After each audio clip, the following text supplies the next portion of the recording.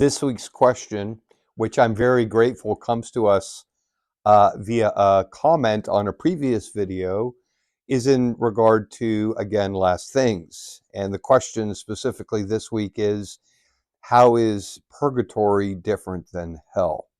And I guess the simple answer to the question is, well, there are some ways in which hell and purgatory are similar, and there is much more important ways in which purgatory and hell are completely different.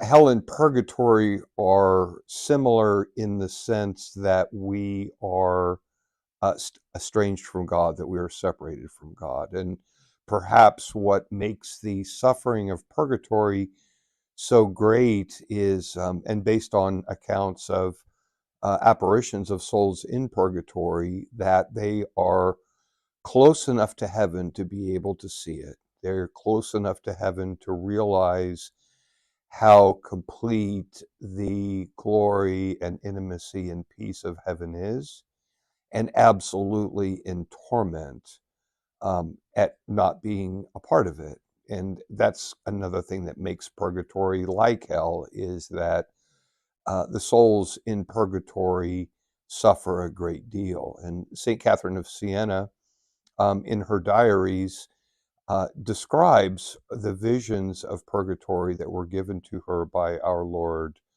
during her life, that describe the same thing, that it is a time of great estrangement, a time of great loneliness, a time of great longing to enter into heaven and to be a part of the heavenly kingdom. Which leads us to the thing that makes purgatory vastly different than hell, is that unlike hell, purgatory does not go on forever.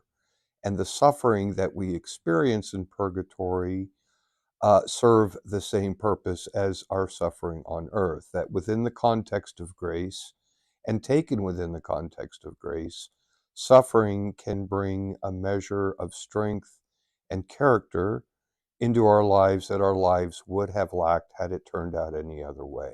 And as Paul writes in the 5th chapter of his letter to the Romans, again, that strength and that character gained from tribulation, again, within the context of grace, becomes hope. And hope means that we can not only look forward to what comes next, but it is worth everything that we have and are in order to accomplish. So, in summary, the torment of the souls in purgatory is seeing heaven and not being a part of it. The relief of souls in purgatory, which there is no relief for souls in hell, is that at one point, when their purgation is complete, when their purification is complete, they are released to enter into the kingdom of heaven, and therefore to enjoy the presence of God in intimacy and integrity and dignity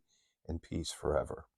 So, all this being said, remember that God is who He says He is. You are who He says you are, and so live the life that He created you to live.